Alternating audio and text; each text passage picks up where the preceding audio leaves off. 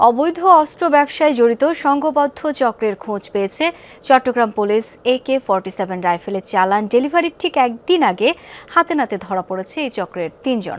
দিয়েছে চাঞ্চল্যকর তথ্য। এরা চাকরির আড়ালে অস্ত্র বিক্রি করেন। ক্রেতাদের বেশিরভাগই পার্বত্য অঞ্চলের। স্যান্ডেলিনা সো, রূপচর্চায় আভিজাত্য। এদের একজন ওয়েল গ্রুপে, একজন কেডিএস গ্রুপে চাকরি করেন, অন্যজন ট্রাক চালক। তবে পুলিশের দাবি, পেশার আড়ালে এরা মূলত অস্ত্র ব্যবসায়ী। কেউ অস্ত্রের অর্ডার দিলে চাহিদা অনুযায়ী ভারত থেকে চোরাই পথে এনে দেন। অত্যাধুনিক মডেলের অস্ত্রের চাহিদা বেশি বলে স্বীকার করেন ৩ জনই। ৬ লাখ টাকায় AK-47 রাইফেল ডেলিভারি দেওয়ার কথা ছিল শনিবার। তার একদিন আগেই ধরা পড়লেন পুলিশের হাতে।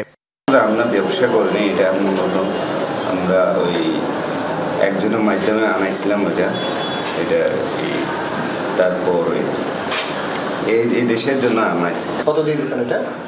ওটা 2 লাখ। 2 লাখ দিয়ে। আর AK-47 আনলে ওটা কত দিয়ে দিতেন? ওটা 6 লাখ বলছে।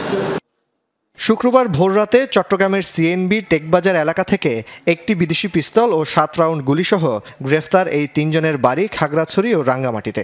তাদের অস্ত্র বেচাকেনাও মূলত পার্বত্য অঞ্চল কেন্দ্রিক।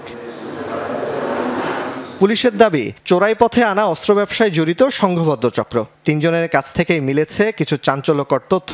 অস্ত্রের রুট, ক্রেতা কারা, এ পর্যন্ত কী পরিমাণ অস্ত্র এনেছে, এসব বিষয়ে আরও জিজ্ঞাসাবাদের জন্য রিমান্ড চাইবে পুলিশ।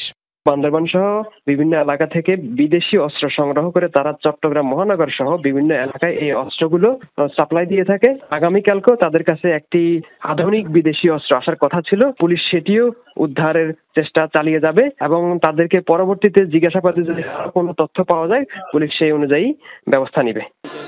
মিদক মার্মা, উইলাঞ্চো মার্মা এবং মুচিং মার্মা নামে এই ৩ জনের বিরুদ্ধে অস্ত্র আইনে চাঁদগাঁও থানায় মামলা করেছে পুলিশ। জুবায়েদ ইবনে শাহাদাত, যমুনা নিউজ, চট্টগ্রাম।